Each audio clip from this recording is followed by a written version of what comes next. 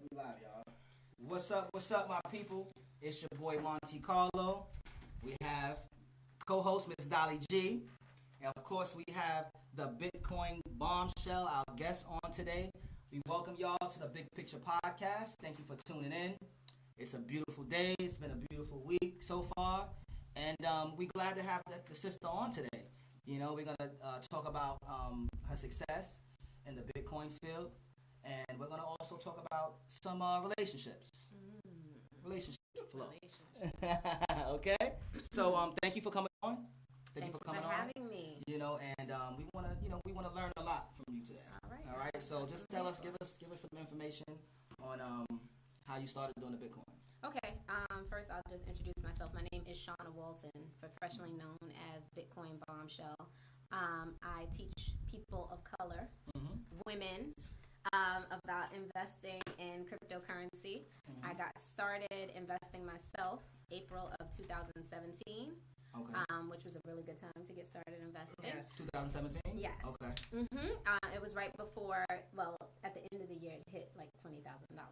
So that's just to give you. Okay, so at the end of 2017, it was $20,000.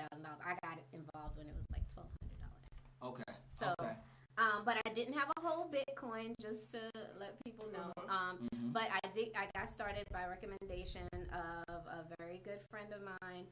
He was invested. He's been successful at it, and he said, I know you just got this position as a general manager. You might have some expendable income. Throw a little something in there.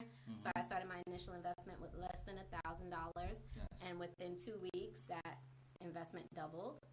And then like a couple more weeks to triple, and then I just got really, really interested because obviously I was making money. Right. So I started learning as much as I could, and I started going to meetups, and whenever I went to meetups, I never saw anybody that looked like me. Interesting. So I decided to create a brand to bring more women aboard, specifically women of color, because I was always the only black girl in any of these events. It was a benefit because I got to like ear hustle and like listen to a bunch of stuff, but then I felt isolated as well. Yeah. So I just felt like we could benefit from getting the information, and also the narrative is usually you're hearing about it from a significant other or a husband or fiance. So I wanted to be a woman that other women could look to and identify with. Wow. So that's where the Bitcoin bombshell was born. And so I wrote a guide called Demystifying Digital Currency, which is available on my website, bitcoinbombshell.com. And it teaches people how to get involved. It's like an A to Z on how to open an account with a leading digital exchange. And there are some FAQs there, different definitions, what's blockchain, what's smart contract, things of that nature.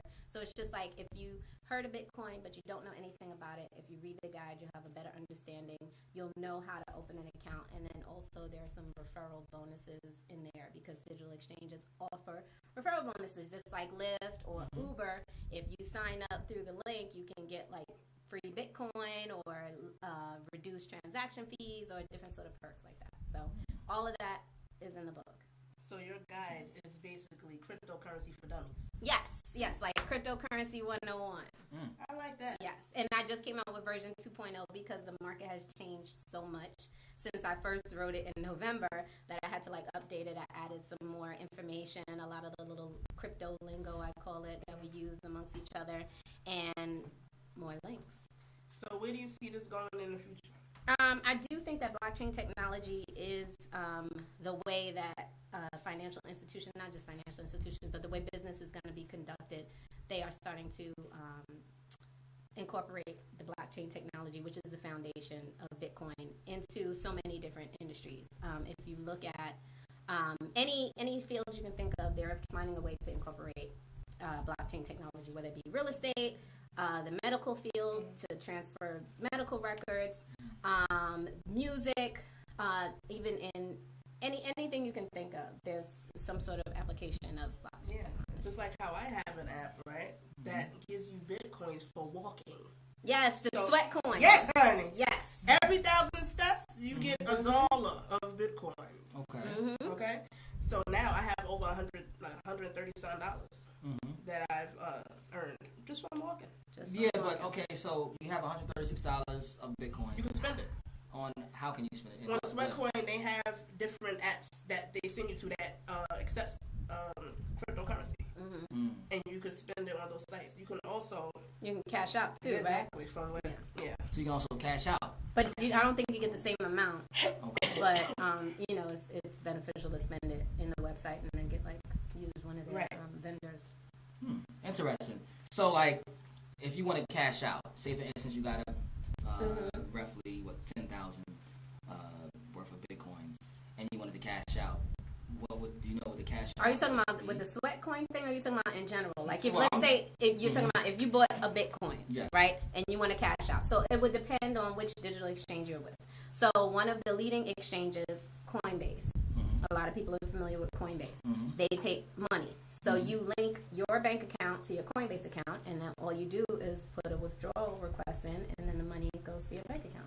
It's that simple. So you just cash out, just like anything else. Okay, so me and my boy was talking about it earlier. We wasn't sure, like, how that system worked. No, it's definitely, there are certain digital exchanges that you have to have Bitcoin already. So then you have to find a way to transfer it to an account that accepts Bitcoin. So a lot of people just filter everything. I always recommend people having more than one digital exchange account, because then that way they can, they'll have access. Because Coinbase, although it's one of the most popular ones, there are only 4 coins available on Coinbase. Okay. But there are 1,500 digital currencies in existence.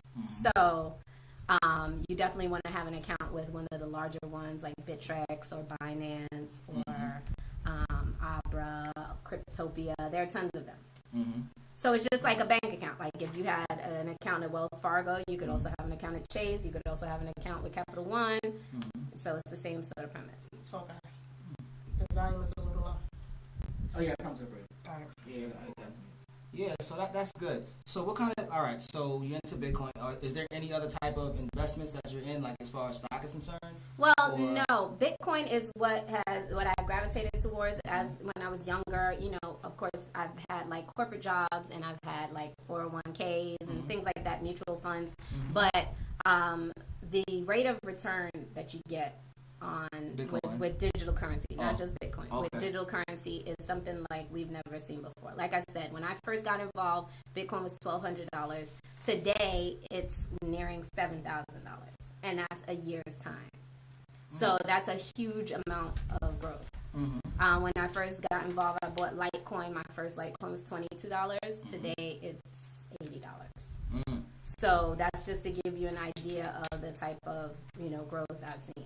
And there's no other investment. I just took a screenshot because I saw in the Metro paper yesterday they were advertising like a 2.1% return for a 21-month CD. What? So you're giving the bank your money for 21 months, almost 2 years, to get 2.1% return. Exactly. So Bitcoin and other digital currencies, they totally like blow that out the water. So it's like, why would you keep your money in the bank? So you pretty much advise people to join Bitcoin? Well, I just tell people my experience. I don't want to. I don't want to advise people. I want people to get. I want to spark the curiosity and get people to do the research. Because you see a lot of people with T-shirts now, Bitcoin. You see a lot of celebrities investing in Bitcoin. Like, how much would the initial investment would you advise? $100, $200? Well, really, I can't advise because I don't know people's financial. But like, can you start? So I would say, Coinbase, I would say in order to get the referral bonus, $100. That's it. And the difference between referral bonus, what is that? How's that? The referral bonus I was talking about, meaning like you would get $10 of free Bitcoin if you invest $100. Okay. So yeah, that's it. So I always say, definitely just you can do the minimum, and the good thing about that is that you don't have to buy an entire Bitcoin, an entire Litecoin, you can buy half of it. You can buy a percentage. You can buy incrementally. So if Bitcoin is $5,000 and you don't have $5,000, you can take $200 and get as much Bitcoin as you can get with the $200. So who started this? Satoshi Nakamoto is credited as the creator of Bitcoin, but he's anonymous. Nobody knows. So yeah, Satoshi Nakamoto. Satoshi Nakamoto. You know what? That's not hard. Lisp friendly. Okay. I have a lisp. I can't say that. So like, it's a Japanese name. Clearly. but the person is anonymous and they don't know who is. Might be his name. So there could be a person called Satoshi Nakamoto or a group of people that is like a conglomerate and they recognize Satoshi Nakamoto. But it was invented in 2009. There's some people that say this person is no longer with us, so we don't know. We don't know who created Bitcoin specifically, but there is a white paper, which is the plan and how Bitcoin is going to pan out for everyone. So every digital currency has a white paper. All digital currencies do have founders. Satoshi Nakamoto isn't known, but if you research Ethereum or Litecoin, you can find out who the people are behind those. I think people want to know. Yeah, they want to know about him, but he's a mystery. Yeah. Because if you think about it, he is the grandfather of all digital currencies. So if people knew who he were, and he owns a lot of it, so he's super duper rich. So it's in his best interest to be low. Yeah. Okay, I respect the low profile.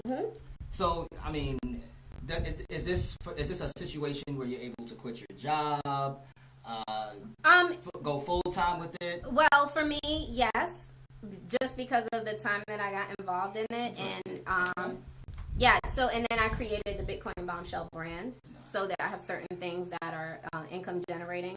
You need multiple streams of income these days. So I do. I run my blog. Nice, I have my diversity T-shirts, which I have one on right now. Amen. We like that. Yes. Also available on bitcoinbombshell.com. And then I have the guide. And then I also run a meetup because, like I said, at the meetups that I was going to, there were no Black people involved. So you go to the meetups. I created my own monthly meetup called Cocktails and Crypto because my background is in hospitality. I am a restaurant manager by trade. I spent over a decade in the hospitality industry. I actually do work 2 days out the week. Nothing wrong with that. No. Exactly. Factor. And then you get to talk to people. Yeah, and network. Exactly. And use them. It's a Black-owned business. Amen. And so I work at a restaurant just on the weekends. And then, I do this full-time. There's always a ton of conventions going on. I speak on panels, all kinds of good stuff. Wow, I'm opening up a whole world of opportunities. Yeah, but yes, and it's like a free lane because this is such a new industry. So if you can think about something, you can create a lane for yourself. And all of these companies, these digital exchanges, and different companies, they need administrative people, they need PR people, they need marketing people. So they need people in traditional roles, but they'll just be working for like a different sort of company. So yeah, if you can think about it, you can create it and make it happen for yourself. I love that. You make me want to put on my big girl pants. Start my own business. Yeah, but I'm really interested in the meet and greets. When did you start those? So I started doing it in February of this year. Okay, 18. Okay. And so I do it monthly, and I was rotating and doing it in different bars because I'm in the hospitality industry. So I would just bring in a crowd, and people would get to come and talk to me, ask me questions, and just to be a resource to the community. I took a hiatus for the summer because people are running the streets and traveling and things like that. So September we're gonna ramp up Cocktails and Crypto, and I'm looking for a location. So anybody that has a venue, yes, holla at me. Wow. So you're on Instagram. You got the Bitcoin. I'm on Instagram at Bitcoin Bombshell. I'm on Twitter at BTC Bombshell. My website bitcoinbombshell.com. Facebook is Bitcoin Bombshell. Everything is Bitcoin Bombshell. So you said a little earlier, you said that it was a brother who introduced you. Yes. Somebody that I was seeing. Okay. Seeing, whatever. It's complicated. It's complicated. No, that's my baby. He's a sweetie. Yeah, that's what's up. So you introduced you to it. So like. And he put money in my pocket. How could you know that? Hey. Right? Well, yes. Nothing wrong with that. Some money. Even better. Bitcoin money. You can turn it into Bitcoin money. Yes. And no, he's been a great resource because obviously when I first got started, he was more involved in it than I was. So I would bounce ideas off of him. Still do bounce ideas off him.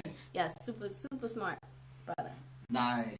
That's beautiful. So can we just go back a little bit to like your education? Yes. Because I think that's a big part of it. So I went to school for restaurant management. Like that is so that's where your heart is. That's where and that's where the birth of the Cocktails and Crypto came because I wanted to incorporate like the passion for the hospitality industry along with this. So, I went to school for restaurant management. I've worked in quite a few places in the city. I was at Madison Square Garden for 5 years in the sweets and catering department. I worked for a lot of restaurants in Brooklyn, mostly black-owned restaurants. I worked at Peaches. I worked at Soko. Wow, I haven't been to Soko yet, but I'm like a Peaches. big fan of, was it Brooklyn Moon? Okay, Brooklyn Moon. Yes, we love Brooklyn Moon. Moon. Yes. That's right. I live not too far from there. Yeah. I'm from Harlem, but I work in Brooklyn, so a couple. Oh, you work in Brooklyn? Yeah. Okay. So I'm not too far from the Barclay area. Okay. Yeah. No, I'll open Barclay Center. I tried to do MSG and Barclay Center at the same time, but it was just too much with the schedules, the Knicks schedules and the Nets schedules. So they was gonna let you pull it off? Yeah, I was there. I did it for like a couple of for a minute. I did it for a minute until it was just like too much. I remember one night I saw it was Kevin Hart was doing his stand up, and so I worked the suites with Kevin Hart, and I was like placed in front of Jay-Z's suite, and Jay-Z and Tata, they came in or whatever, and then the next morning I worked the Nets game, and Tata looked at me like, "Hey, I know you." Didn't I just see you? I was like, "I'm out here." He was like, "Yeah, that's what's up." Say, I'm a hustler. I'm a hustler. Exactly. Yeah, that's what's Gotta up. do it. So, like, did you go to college? What school did you go to? I went to Art Institute of New York for restaurant management. Okay. Yeah. All right. So they gave you, you got some good experience. Yes. Very good experience. It was, great. So you ever see yourself opening a restaurant? Well, no, that was my thing. When I initially got into it, it was to be a restaurant owner. I knew how to cook.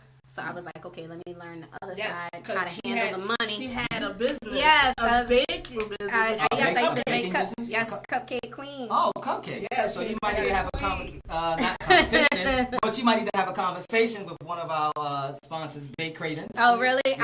I'm out the baking game. I got out the baking game because it was What happened? Oh, No. What happened? But she was really good. I loved baking, but then the times that people wanted me to bake is the times that I was trying to chill. Like it's Valentine's Day, that was my baking day. It was Thanksgiving. All of the holidays are the days that I want to relax. And then I remember, exactly. Like my aunt, she worked at the post office, and I remember one year she got me so many Thanksgiving orders. I was like, oh my God. You should have hired somebody. You should have hired Dolly. That was the other thing. I was like, Dolly is all the way uptown. Like, are you in Harlem? No, I'm in Brooklyn. Oh, BK. All day. Yeah, you do got that BK swag. I can't front. Yeah, I like it's cool. I like it. It's cool. Yeah, so you said it was just too busy. It was too much. So I was like, either I'm gonna like really throw everything into this, or I'm gonna stop doing it altogether. So I stopped doing it, and then I went to school for restaurant management. Nice. And so I was like, okay, I'm gonna open up something. And then I started working in these restaurants as a manager, and I was like, I don't want to do this because managers have like a thankless job, and the owners is even more difficult because when somebody doesn't show up, you end up running the show. Yeah, exactly. So it's like you can't, it was too much. I'm like, I had enough. That's good. That's a good thing though. So when you come on Big Picture, we talk about different topics, different things. Yeah. Comments that people leave, we try to get to them. Shout out to Will. All right, he's not in today. Yes, Will. Shout out to the brother, but he's definitely tuning in. And also, we also have the podcast available on Apple, iTunes, and on Spotify. So you can definitely go to those. Spotify. Yes, ma'am. I checked y'all out on Apple. Yeah, official. It's definitely official. So definitely check those out, my people. So I read something on social media. Okay. It says comments. It says that women cheat more than men. They just don't get caught. That's a fact. Probably. No, I think. I'm just asking. Well, no, we cheat better. I think. We just get caught. Yeah. Men are sloppy with it. Maybe because y'all know that we don't lead. Like a lot of times y'all get away with shit. I don't think dudes don't deal with that. Dudes don't deal with their woman cheating. They out. They're like. Oh, so you're saying that a man will cheat on a woman because he knows the woman's gonna be there? Nah, I don't. Is that you feel that way too? Semi. I mean, it could be part of it, but I think y'all cheat, and y'all underestimate. Like we think everything out. You know what I'm saying? Jesus. We think about it like, We know okay, when your are we drugs gonna look different, risk your it? socks is on the wrong And way. not even that. Are we gonna risk it because this dude does X, Y, Z for us, and we're gonna risk it for this dude? Is it a good risk? And most of the time when we cheat, it's because we done with the relationship. That's right. Y'all cheat just because the opportunity booty's presents there. itself. Yeah. So it's a different reason. Like we into other things. Like we are more than happy to be like, I got a man. We lock shit down before y'all even lock it down. We be like, oh no, I can't talk to you. You know, I got to do. But y'all never want to be like, I got it. You know, my lady. Da, da, da, da, da. Y'all fight that nail or two. Y'all can be living with the chick. Y'all don't want to. It's not only that. I think y'all got a short attention span when it comes to females. Cause y'all could be deep in love for 5 minutes, and as soon as a bad shorty walk by, y'all in love with the bad shorty that walked by. But they not Y'all in got a love. short It's attention not span. love though. They But to just them- can have sex with anybody, and it don't matter. The women that they love are the women that they protect, the women that they take care of, the women that they're loyal to. Right. Those are their girls. But the chicks they have sex with is just chicks they have sex with. It don't matter. Can y'all tell them that so they can start coming back for y'all? Tell them that, please. Tell them. Okay. Well, I see that. So, there's another question. So, out of 10 women, out of 10 women that are married, Okay. how many of those women are cheating on their husband? Now, just about women who Have cheated or are cheated? cheating, have cheated, Oh, I don't know. I don't. You know, or the other thing- cheating. We don't talk about that shit. It's one less thing for us to have to try to cover up. Like my girls, they probably not gonna tell me. Like you might find out when we sitting over coffee on a rocking chair somewhere, be like, oh, you know, I used Or to. when da, the da, da, cheating's da, da. done, right. It's like when it's When it's over, over. when it's safe, when the motherfucker's dead, or whatever the case may be. Then you might say something. But like while it's active and going on, unless you messy or unless you contemplating leaving Leaving. your You situation. don't say nothing. You're not talking about it to nobody else because it's like one less person that you have to worry about it getting back to. Because you never know people's motives. Like you tell them something, That's you think right. they your You don't friend. never tell your girl your move because you don't know they try to slip in your man DMs. Exactly. You know like what? she ain't shit. You You want me need to to come over here. come Exactly. And then you gotta Exactly. slap 2 hoes, okay? Interesting. Cheers to that. Okay. So it looks like, women, you know, if y'all feel that y'all out of the relationship, you know, you stay in the relationship, but you cheat. Yeah, you mentally check out before you physically check out. Yep. So when you mentally check out, and Jesus. we will tell you, like, leave all kind of breadcrumbs, like, pay attention, like, you're not doing this. I told a dude before, like, my love is not a on and off switch, it's a dimmer. And then shit starts getting darker and darker until it's off. And when it's off, it's a wrap. It's not coming back. Recharge it, pay the contact bill, do something. Nope, Turn the lights can't. back on. Nah, you gotta pay Bye. attention to a woman. You have to pay attention. Yeah. Because we will tell you. Several ways. Yes. Yes. Several ways. And y'all still don't get it. But I mean, so do you have to know that the man is cheating on you, like physically cheating on you, or is it this is from text because you're like breaking his code on his phone? That's and stuff? No. You know? There's, Have you ever done that before? what, gotten somebody's phone? Yes, I have. It was funny. The reason why I did it was to be able to be like, I know him that well that I knew his code because I never watched him put it in So his you phone knew and the nothing like that. I code, was got like, into oh. the phone. And I got super crazy anxiety because I was like, I don't want to do this. Your And heart started racing. yeah, exactly. Like, And then I was like, I'm out. Like I saw like 2 messages and it wasn't nothing. And I was like, you know what? That's it. I'm not doing this. And I'm never doing it again. So I haven't done it. I won't do it. Like I try to give people, because when people are doing stuff, it will reveal itself. Yes. You don't have to dig It for sure it. And does. when you digging for it, it's because you already know you just want something is You off. wanna You're trying to confirm look for Confirmation. confirmation because people will try to have you going crazy, and there's nothing worse than like feeling something in your gut, and then the person is looking you in your and face, telling you like, lying. Straight Lying. up. "You bugging." Yeah. Nah, That I is- ain't bugging. You're bugging. Yeah. Like That's I the already most know what it horrible is. feeling, son. That is the most hard. I'm telling you, yo, when I tell you, heart sinks to the gut. Especially when then it gets confirmed for you. It's You like, horrible. I knew it. I knew it. I knew I should have threw your ass out a long time ago. So, I like, mean, hypothetically. so have you ever like been in a rough relationship where you had to, where it got that crazy, where you had to look at his phone or Just a lot of mistrust issues. Yeah, no, that was a real story. Like that is what happened, and then I didn't see anything then, but I don't know. Maybe it was a self-fulfilling prophecy. Maybe because I was worried about him cheating, he eventually did cheat. I don't know what the reason was. No, he cheated because his dick let him cheat. They had nothing Well, to do with it. yeah. I mean, who knows? Who knows? You. We'll never know. Men think with two heads, the one on their shoulders and the one in their pants. All right, well, that's cool. That's good. So we're gonna, before we, wrap, your interview up, Shiggy Dance. Have you participated in that? Well, I was at a barbecue, and I did do the Shiggy Dance, but why not? Why? What was I drinking? Bullet. See, that's the problem. The Bullet bourbon. Bullet. No. No, why are y'all doing that? But I'm not. Why is that popular? But that was days ago, and now we on like a 7-day news rotation. So it's like we on to the next thing. We not doing the Shiggy Dance. Yeah, it was just on the news today. No, I mean, listen, he's gonna ride it till the wheels falls up. Yeah. Big up to Shiggy. You know what it is, though, right? Yes, that's stupid dance to Drake song. Yeah. You know you want to do it. No, I don't. I actually hate hearing that. Yo, and you dance all the time. And you know I love to dance. Yeah. Rasheen was on his phone last night, literally scrolling, and every it's a lot. I'm like, why is this song popular? Why? Mm-hmm. It's annoying. Pick up the damn phone. It's because of the dance. It's just because of the dance. I'm happy brother got his little blue check finally. That's a beautiful thing. Yeah. Yes, Please, I'm tired of hearing the damn song. He's verified. Okay, I got one more question for you. Instagram.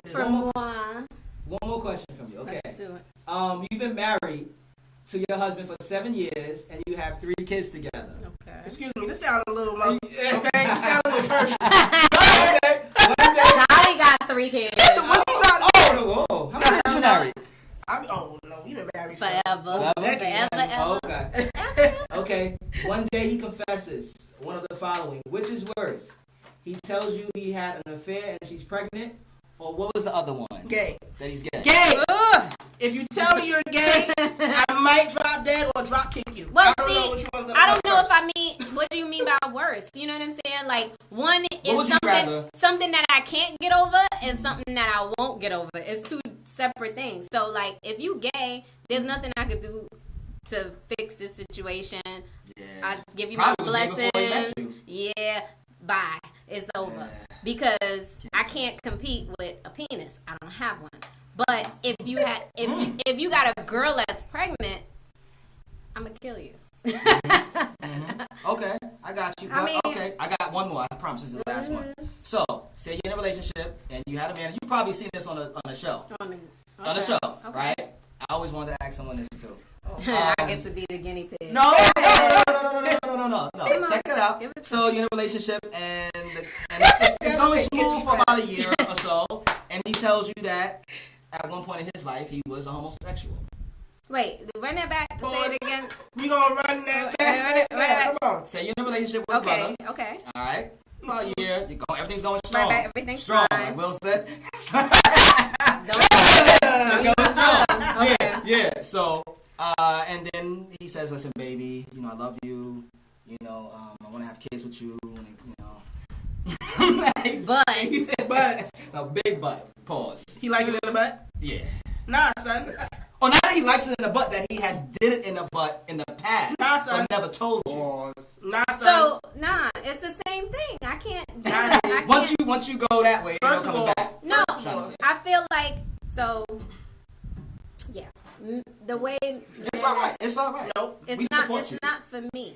It's not for me. I know there's some women that don't care. Have evolved past that. You may be a pansexual. Right. You may not care. Your man like the butt. You can do both. But for me, but he's straight now. He's baby. I'm straight. Ain't no straight. If you enjoy that type of sensation, I'm not with it, so I'm not putting a strap on to please you or nothing like that. So like I don't, and then I'm always gonna be thinking like that's what you want in your head, but you right.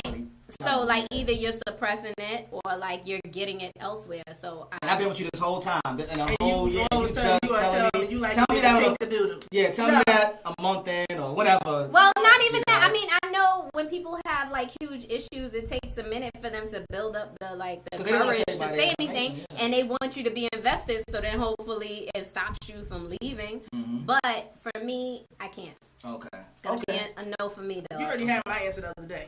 Yeah. I'll start questioning myself. What attracted? That's exactly what. Am I on the manly side? No, is it the deep voice that you like? That's what it is. No, I definitely. I think about that too. Broadwell. No, whenever I go out and like women hit on me, I'm always like, was I giving some sort of tease today? That they was like, oh, she looked like she's with it.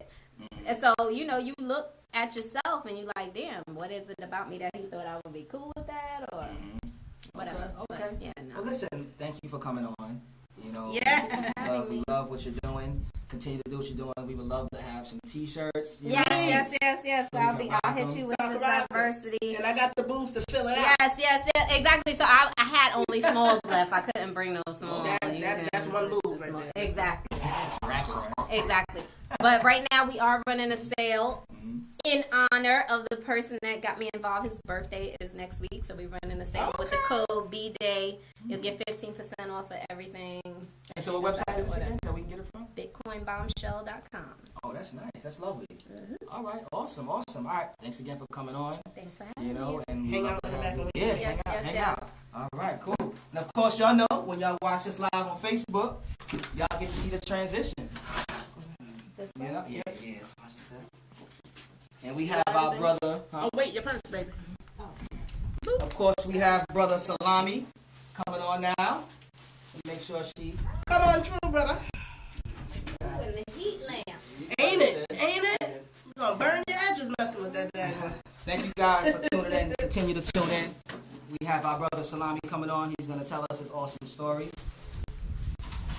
All right. I feel so inspired. So inspired. Yeah, it's beautiful. It's beautiful.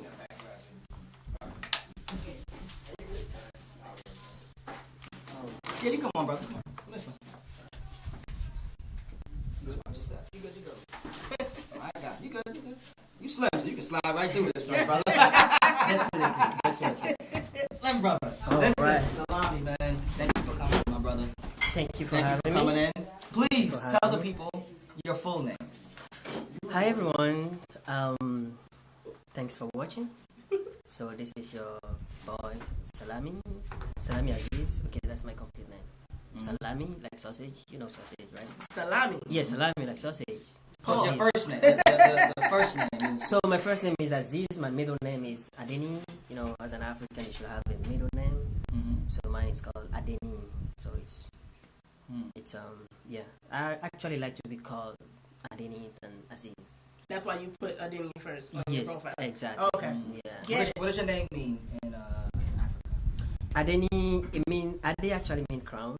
So Ni mean value. So if you wanna put it together, it's gonna mean the crown is pretty valuable.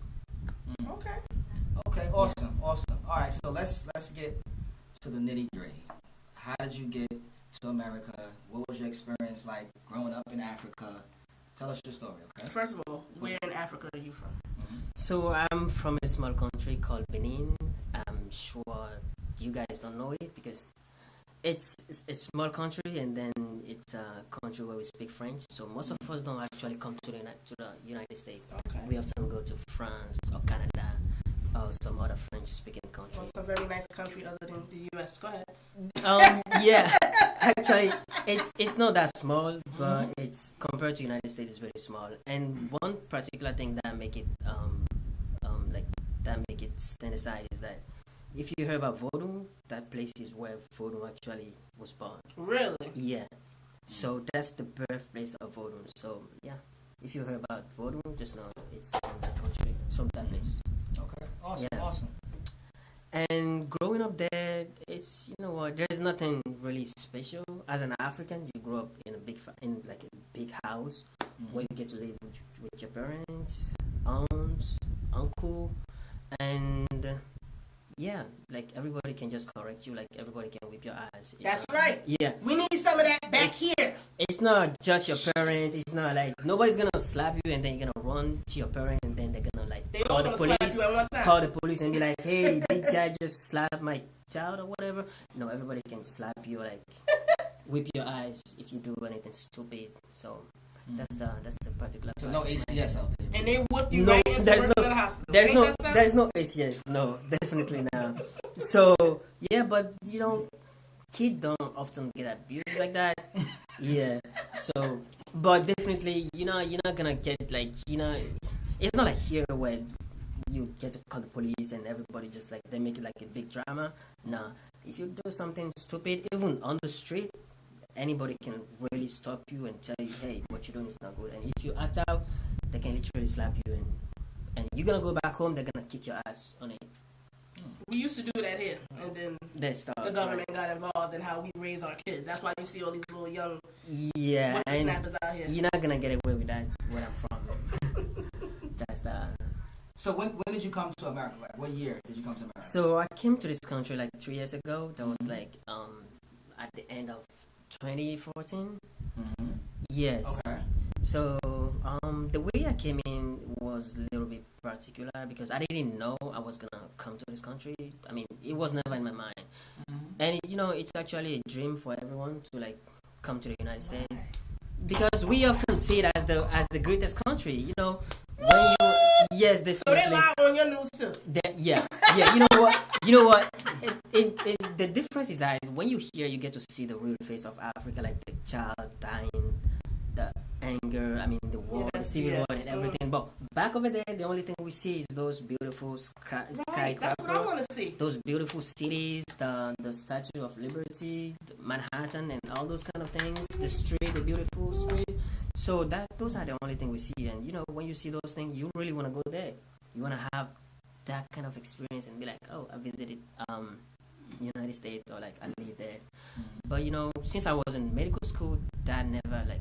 Okay, so you was in medical school in Africa. Yes, I was studying to become a psychiatrist, and I was almost actually done. What happened? When I got my lottery visa and I decided to leave. So how it happened is I have a brother who was already living here. So living here in America. Yes. So he watched out for us, like he intervened financially and like he contributed to so many things. So one day he decided, okay, I'm just gonna try and play and see what's gonna be the outcome. He never told me like he was gonna play it, and like I didn't really know that he was doing such things until he was telling me, hey, you need to study hard, you need to do this hard. I was like, yo, you know me, I'm studying hard, I do my best. And he was like, no, I mean, I have something special for you. So if you like get a good grade, I think that's gonna be good for you. And then when we finished the year, he just called me and be like, hey, I think you have the lottery visa, and then you're gonna be coming within like a couple weeks or whatever. Wow. I need to go to the interview at the embassy in my country. So I was like, wow, like how can I just like leave my school and just like get up and be like, I'm going to the United States? I mean, yeah, it's true, everybody want to go there, but like I don't want to leave medical school because like in every country it's not easy to get into medical school, and if you're there you want to make sure you finish, and I almost finished. So like, you go to school for 5 years and then you do internship for 2 years. I was like in the 4th years already, so I only have like 1 year to become like a doctor. So I was like, my goodness, so this is the greatest country ever where everybody want to go. If I can make it there, like I'm really gonna be more successful than being in my home country. So I was like, why not? I can try. And the thing that actually tricked me was that I have been told that when I immigrate, like when I come in, I'm gonna be able to continue, like go from where I stopped in my country. In Africa. Yes, exactly. And yeah, which is good. But unfortunately, the person that gave us that information wasn't really reliable, so the information was not accurate. And then when I came in after a couple of days, I learned that you don't transfer medical school, you're gonna have to start all over. So you're gonna have to like go from the bottom. And the thing is, it's not that you're gonna start from zero. You're gonna start from -0, which means you're gonna have to earn a bachelor degree, and then you're gonna have to get into medical school and then start from zero. And then, so I was like, wow, really? They never told me that I can't do this. Like, no. And it's not like it's guaranteed for you to get into medical school because it's really tough. It's competitive, so you're gonna have to really work hard. And the second point is like, I'm from a French-speaking country. Right. This is an English-speaking country. It's really challenging. And even if I can, there's no way I'm gonna be able to like outwork those who were born here speaking English very well. There's no way. It's gonna be tough. So I started to like processing things and be like, how can I like make this happen? And I went through depression for a couple months. And yeah, so at some point I was like, all right, there's no way I can do this. I'm gonna go back home and finish, and then when I'm done, I'll come back with my doctorate, like my medical doctorate or whatever, and then I'm gonna try to get an equivalency to United States doctorate, because it happens sometime.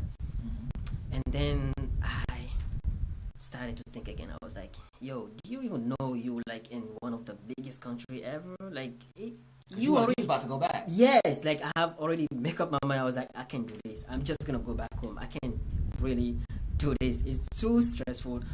It's really hard for you to like interact with other people on the street since you don't speak English.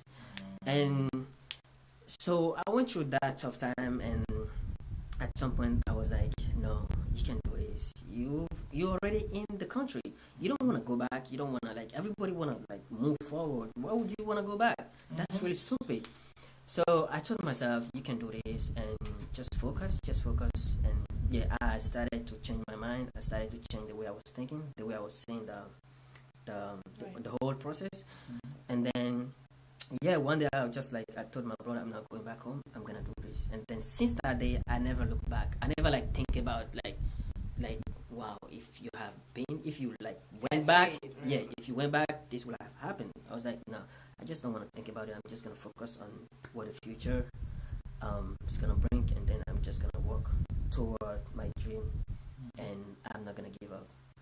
Yeah, sometime I do think about it. Like when I went back to see my parents, all of my friends, my comrades, already doctors, so I got to call them Dr. Hey, Dr. This. I was like, okay, I mean, it's alright, it's fine. Call me doctor. Yeah. I was like, yo, listen, you know what? We started together, so you know, it's not because I'm lazy. No, you know what? It's just sometimes that's how life is. We all not gonna have the same path. Everybody's gonna have their own path, and at the end, if we all make it, that's what matters. So I'm not gonna be looking at people and be like, hey, these people have been through this path, and these people has gone this way, and I have to go the same way. No, everybody has their own way of doing things. So I'm gonna just follow my path, and I'm sure I trust myself. I'm gonna like reach the end, successful, and make it happen. That's dope. Yeah. That's major, kid. So, like, when you came to America, what did you start studying? How's your education now coming on? Yeah, so when I came to United States for a couple of days, I actually stay home because I couldn't really interact with people that much. How long did it take you to learn English? 3 years. 3 years. What? After 6 months, Did you learn? after 6 months, I was already able to like talk to people and interact. But the way it happened is when I came in and I get a job in a catering company, and that was where things started to like get tough and get rough. And I have my niece, right? So sometimes I would just like try to talk to them, and I grab a couple sentences, couple words from them, which make it easy because they like, I mean, you know what? They also like African, like they African, so they like to be with people, because you know here you don't get to interact with that many people, and back home you live with like a lot of family. So when they saw me, they were all like excited. So we chatted a lot. So I grabbed a couple English words from them, and then when I was working, that was where things really get tough, and I was like, I can do this. And when I leave work and I come back home, I'll be like, no, I have to learn English, because I will just be embarrassed sometime at work by my supervisor, my manager, and then I'll be like, yo, you know what? I'm not stupid. It's just because learning language is not something you can sit down and memorize, or like something you need time. You need time. You gotta give your brain. Yeah, you gotta give your brain time to process things. It's not like biology. It's not like chemistry where you're gonna just stand and work on it. No, it's language. You gotta give yourself time. And then I'll come back home, take my computer or tablet, whatever, and then I'll go to YouTube, type like whatever I can type in English and start watching it, writing down whatever I can write down. And I think that's where I started. There was no money, there was no resources for me to go to English school, so I was just limited. Then I was no problem. I can use what I have to get what I don't have. So, and YouTube was the only thing I have. So I use YouTube and use some website, and then once I have the basic, the rest was like just putting them together to like make my sentence, and then from there I'll be able to interact with more and more people, and then picking up some word and some sentence. So it's been 3 years, and I think I'm still working on it. It's not perfect yet. I'm still working on it. Really and well. Yeah, I'm sure within a couple months I'll be. It took me 2 years in high school to learn how to say egg, cheese, and ham in French. Okay, and I still don't have it down. It's gonna come. And what I heard is like learning a new language is easy when you're younger, but when you reach some age, it becomes really complicated. After 22 or like 23, I think it's harder for you to learn a new language. It is. So you just graduated, you got your associates, right? I didn't go through associate. I just go straight to bachelor. Okay. And since I'm trying to get into medical school, there was some requirement I need to take. So yeah, otherwise I already have all the requirements for a bachelor degree or whatever. But I have to take some classes for the medical school, and I think I'm done. And I should graduate by the end of fall. Okay, go ahead. With the bachelor's. Yeah, definitely. You go to City College, right? In biology, yes, City College. All right. Yeah. So you came to America. Were you is it up to its? Did you see what you expected? You know what? I didn't, but it wasn't that bad. Like looking back now, I'm grateful. You know what? Because not everybody get those kind of chance and experience. And the thing is, if I can stay focused, definitely I won't regret it. You know what? I think a lot of people who are from other countries, when they travel somewhere else, they all think it's like, oh my gosh, it's beautiful. And the people that's there is like, huh? Like I'm trying to leave. Definitely. So, how the women treating you? You know what? That's a big topic. You know, if you, I mean, compared to the women back home, America. All right, so coming to America, there are. I just said you, yo. You don't have to plug that. You know what? When I first came in, I was kind of a little bit scared to really engage with girls and ladies because I've read a lot of things. About what? Yeah, like if you really misbehave, things that's not gonna be seen as a bad behavior. Where I'm from here, it's gonna get you a lot of trouble. But what are the things that are considered bad behavior where you're from? Well, here, like sometimes you can just stare too much at a girl, then they're gonna be looking at you as. You're absolutely right. That's called creep. Yeah. So all right. So back home, staring is. Yes. I mean, the girl is not gonna look at you. She's not gonna look at you like you're stupid, but she's gonna. But it's not as well. We don't look at it as staring. We look at it as admiring what God has blessed you with. Yeah, that's a lie. Yeah, but I know back home, there's a lot of blessings. A lot of blessings. No, yeah, as you know. Okay. The thing is, they don't see it. They don't. Some girls don't see it that way in this country, and they might call 911 for you quickly. They might be like, yeah, in this country? Oh, so you saying you was afraid? Yeah, I was afraid. That's what I'm saying. I was afraid to really engage and So back home, what type of things were happening when men? Because back home, they're built right. They're built right out here too. First of all, but explain the difference in game from where you from Benin and here. Like, cause guys will be like, "Yo, shorty, what up, man?" So what's the game out there? What's the pickup line? So what's the pickup line? What's the pickup line? It's not. You know what? Back home, you will just send your little brother to like. That's how it happened. Okay. You don't just like. So you ain't got no little brother. It's just you. You see a fine woman. I want that. I need that. Yeah. What you gonna do? What's the line? What you gonna do? What, back there? Back home. Yeah, there is a way to call. There is a way to call her. Damn. Come on. You know what? Don't be afraid. Don't be ashamed. I'm not afraid. I'm not afraid. I just want to share things with people. You know what? If you're by yourself and then you see a lady that you are interested in, you might just walk walk up to her and stop her. Okay. Yeah, I mean, there's no other So way. it's regular. And compliment her to death. Yeah, exactly. She's gonna blush, and you know what? See You can that? get you can get the Stop number. her and So, compliment her. Brother Salami, how do you feel about Right? how do you feel about the multiple wives? Oh wow! You No. know what? That was a good thing back then.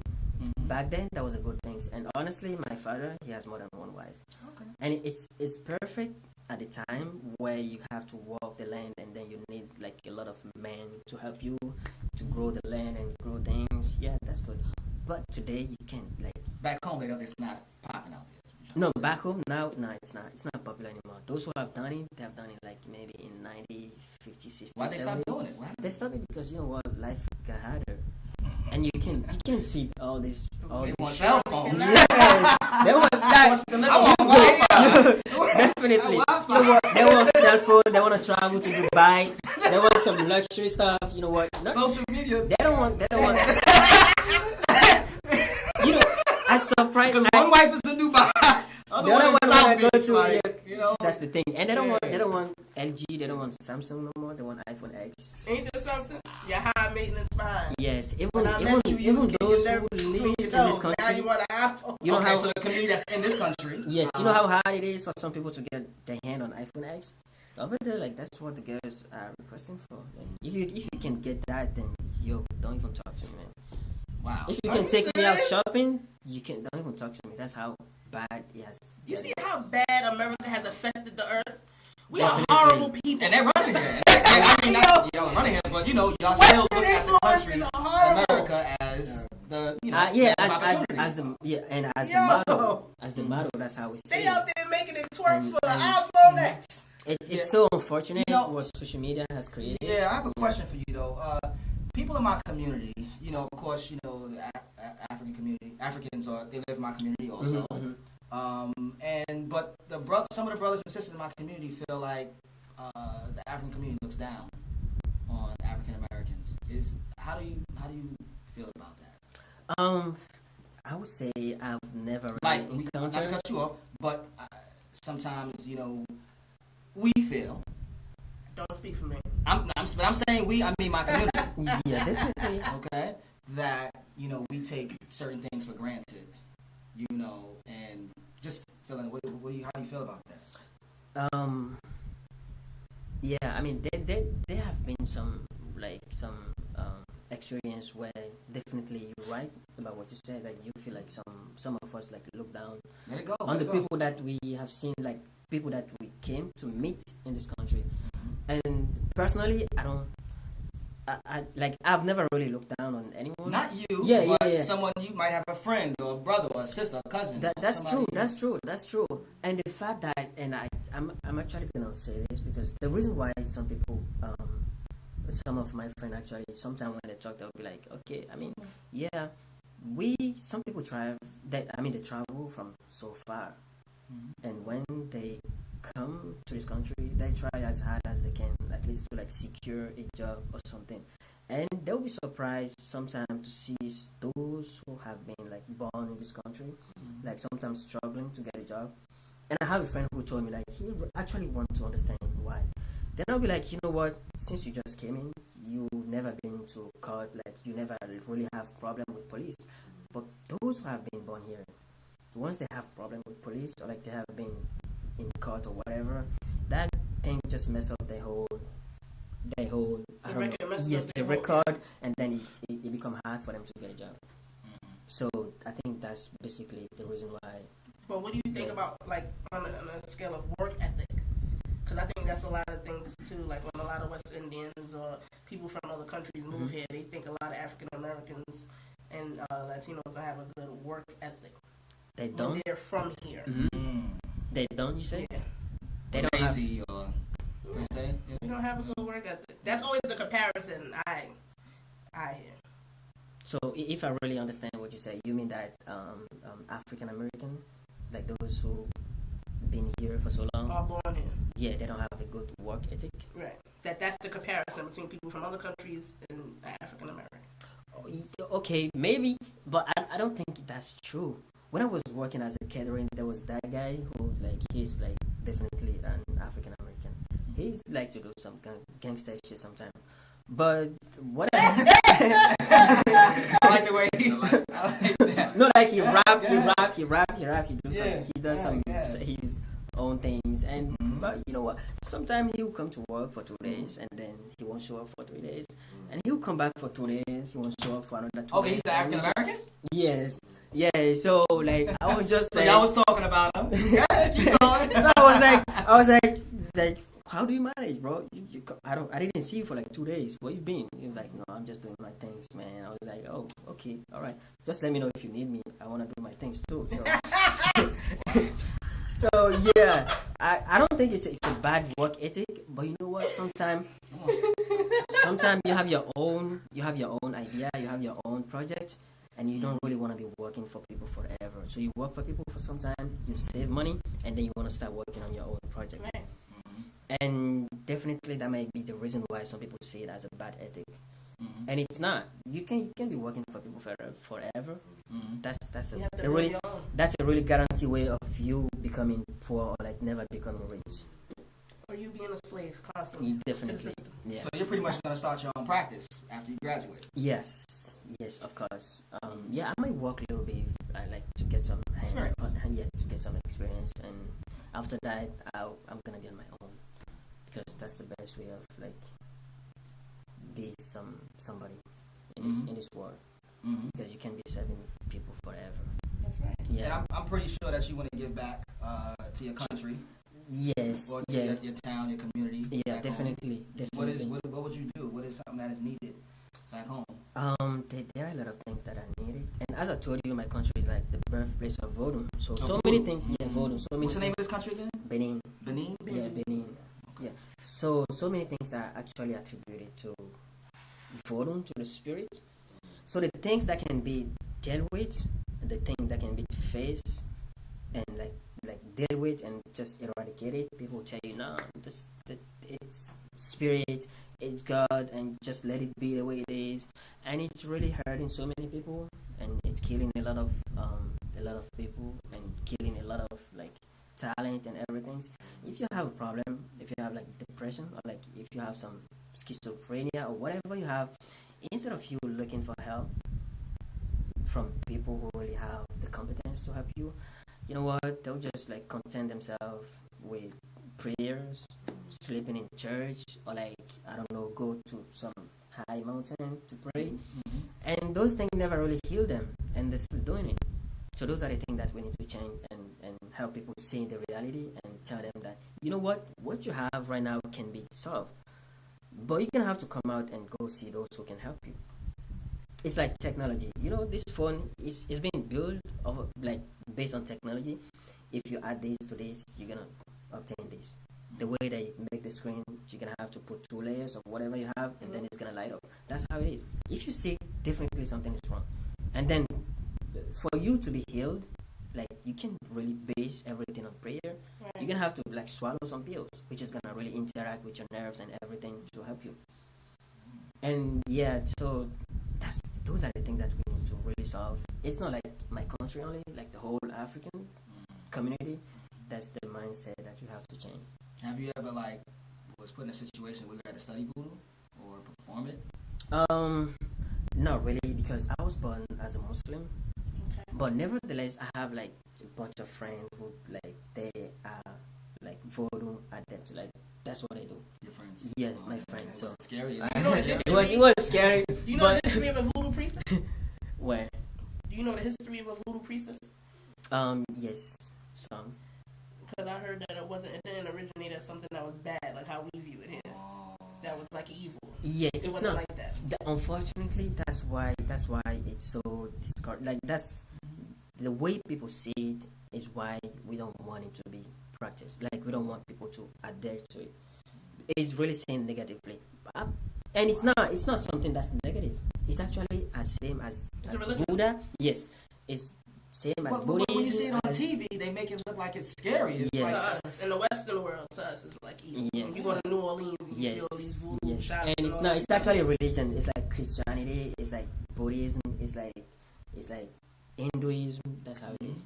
But unfortunately, I don't know why it's been associated with some bad things. And yeah, television. Yeah, maybe Because television. I think because in the Western world, when we look at Christianity, right, which is a Christian faith country, right? Mm-hmm. So when you look at, I guess, a voodoo doll, you think of transferring souls to a Christian, that's evil. Because it's like your soul doesn't it doesn't go into another thing.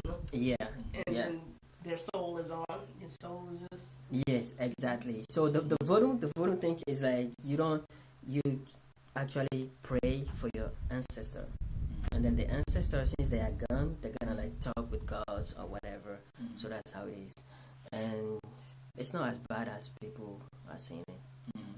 So I think that's what the government of my country are trying to do. Like they're trying to like make people see that it's not as different as it's not different from Christianity or like from other religion, and people should not really be afraid of it. Wow. Yeah. You know what comes up a lot on the podcast is wow. Okay, somebody has a. Okay, Isaiah Aziz. Aziz. Correct. A voodoo priest has been stigmatized by the colonizers. That is a negative. Voodoo is something that we practice, and what we believe was that we were praying to our ancestors. Yeah, he's right. Definitely. It's been really portrayed as the bad things or like as the devil or something like, and it's not. Definitely, it's not. It's when not. you look at, you still ain't see the movie Tales from the Hood, right? It's not. You still ain't see it. Listen. Listen. You seen it? All right. Back in the day. You know we was talking about it. No, listen.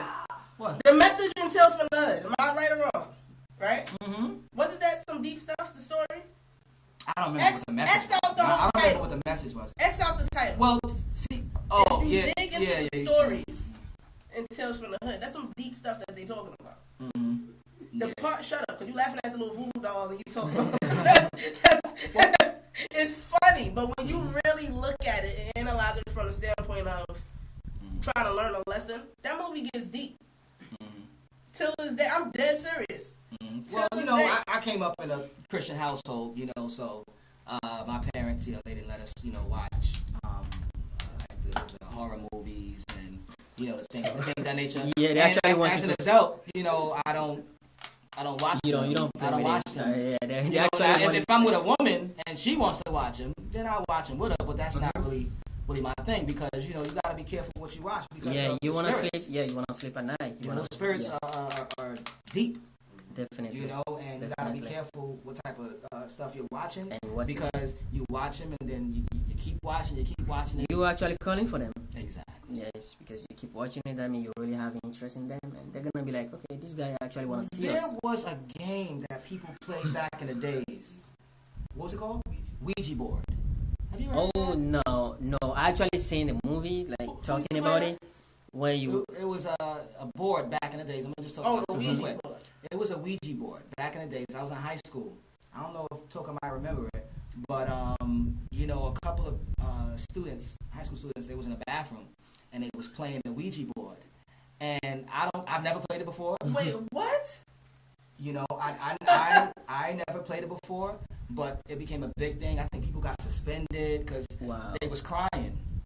Like they came out of the bathroom crying and all just crazy. Yeah, y'all just traveled to Europe and started adapting some stuff, right? Wow. Nah, this was it was a big thing. He's left there. Yeah.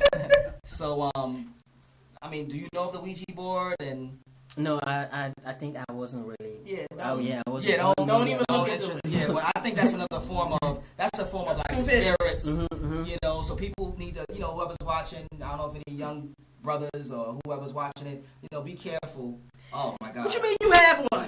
Shut up. I have one. I know. Shut up. You ain't got no damn people. He said I have one. Well, listen. Hey, but it's fine. Don't play with it. I mean, you can tell him. You can have one and like save it later. You're gonna sell it. Don't even do that. Money, but don't play with it. Because if you use it too much. Yeah, then you're gonna end up seeing them. Okay. So is this somebody you know? Isaiah. That's my Isaiah. Okay. As a Garifuna, we practice something called Dugu. I don't know. Dugu? Yeah. Dugu. And we pray to our ancestors often, having them take over our bodies and delivering messages from the other side. Mm-hmm. That's deep. Yeah. Learn something new every day, I says. Yeah, so I mean, you know what? It depends on where this person is from, and you know what? Yeah. So every country, like everybody has the way they call their god, and probably Dogo is how they call the god they pray for or pray to. All right, awesome, man. So you was born a Muslim? Yeah, I was born Muslim. Okay. Yeah, and my father is a kind of priest in Islamic religion. Is he back still home in Africa? Or Yeah, he's still there. He's not interested. He said he's not interested in living. Yeah, he said nah. And he has multiple wives, right? Yeah. You're gonna come back to that. He has. How many? He has more than one. He has more than one. Oh. About no, four is too much. Three? Maybe three. Yeah. Three? Okay. You're Nothing right. wrong with that. Nothing wrong. Listen. Yeah, it was easy at the time. You know, Yeah. he was born in around 1930. Mm-hmm. So you all live in the same household? Yes, until the household was like too much for everyone to be living in. So they all three don't reside at the... No, right now, you know, some have passed away and some are still living. Okay. Yes. All right. Yeah. Sorry. It was easy at the time. Right now, if you try it, that means you're really signing your own like death note. Yeah. Because like with one right now, while having one, you're actually like having a lot of trouble, and I don't know if you're gonna be able to handle two. Like Financially. Financially, Yeah. and even emotionally. I don't think big time. it's been tough. You know what?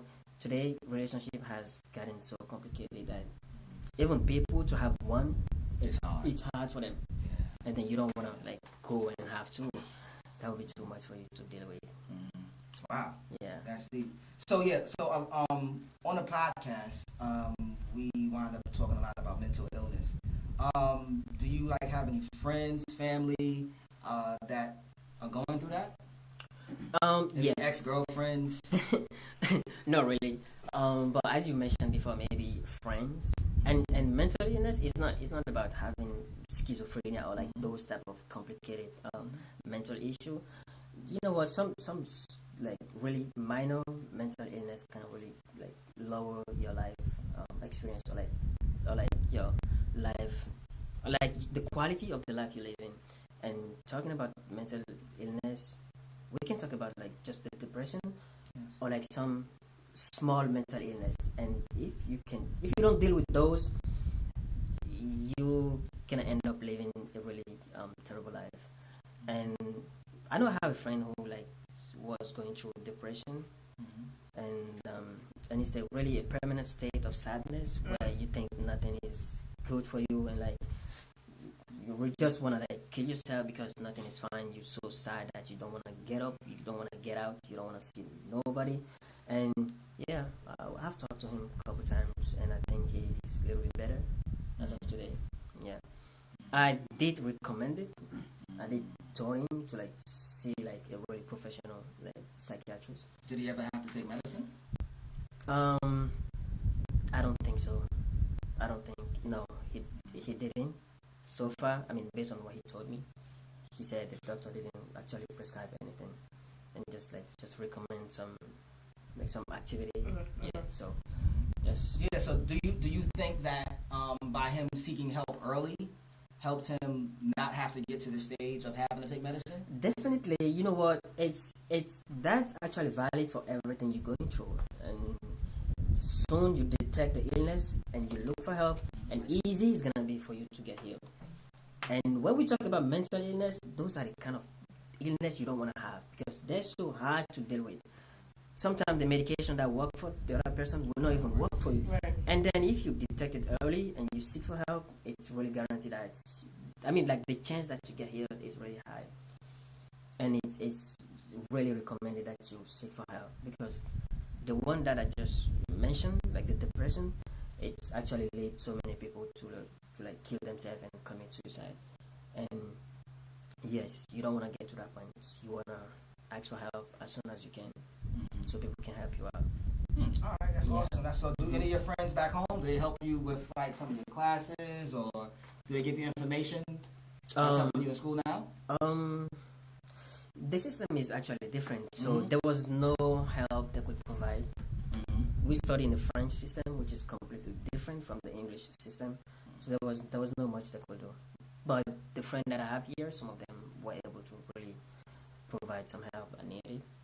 And yeah, and most of the help is like informational, because when you are not aware of some stuff, it's hard for you to really get out there and get what you need.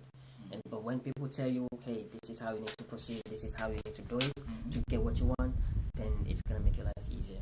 How do you feel about the K2 epidemic that's going on? You know what? It's